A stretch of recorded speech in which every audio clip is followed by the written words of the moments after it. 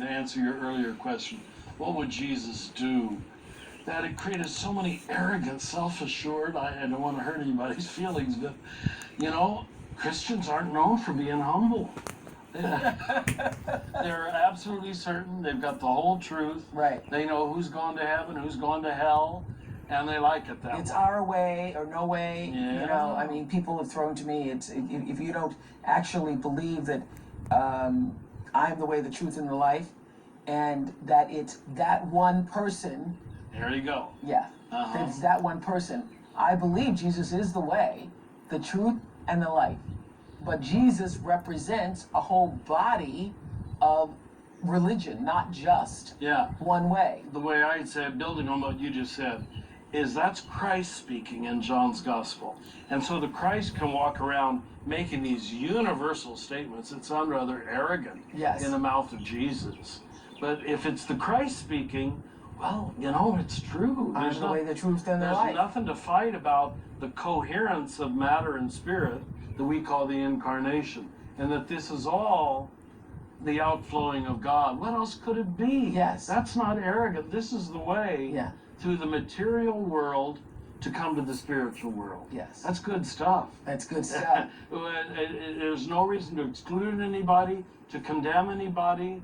There's no room for it. So when you hear, I am the way, the truth, and the life, that means, I think a lot of Christians say, well, that excludes Muslims. Or that I think they do think that. Yeah, or that excludes Jews, or that excludes the Buddhists, that excludes... And when you hear that, you hear what? I hear, and I know I've been gifted with a theological education, so I recognize why most people don't get to that point. But I hear the universal Christ, the anointed reality. You know where this starts? I think I say it in the book, in that story in Genesis of Jacob, where Jacob goes to sleep on a rock, the most rudimentary form of materiality, a rock. And remember, there's the ladder moving between heaven and earth, the angels going up and down. And he wakes up and says, Eureka, you were here all the time and I never knew it. And then he anoints the rock. Now, in normal Jewish thinking, that would be paganism. To say God is in a rock, that's the beginning of the Christ tradition. Anointing became an image for recognizing the spiritual presence in material things. It's no accident that John 1:14 says, the Word, which I call the blueprint of all reality, became flesh. Now, flesh is a generic term. He doesn't say, we put that in there, the Word became Jesus. Now, I believe that, of course, too. Jesus is the personification in human form so we could fall in love with it, you know, of what is true everywhere all the time, that matter and spirit are operating as one. Now, see, that's no competitive religion. No, that's an inclusive, all-inclusive religion. All-inclusive religion. That's not the Jesus most people know. It isn't what I was given either. So we're all victims of this. I just think the first 2,000 years of Christianity weren't ready for the momentous nature of what we say we believe. Unbelievable when you think of it.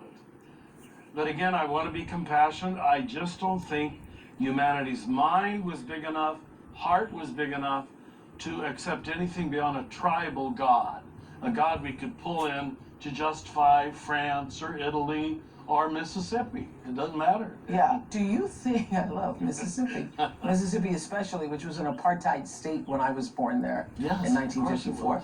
So do you think that the minds of the people are ready for this vision of a universal Christ now, when we are becoming more siloed, more fragmented, more isolated in our thinking, more tribal meaning my tribe against your tribe, and my tribe is better because we know and you don't? You think we're ready?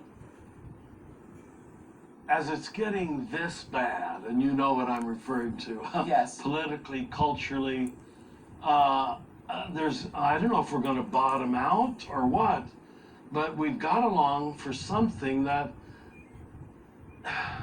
implies our radical unity and not our diversity. And right now we are so reveling in diversity it feels like Humpty Dumpty and a thousand pieces, and how are we going to put it back together?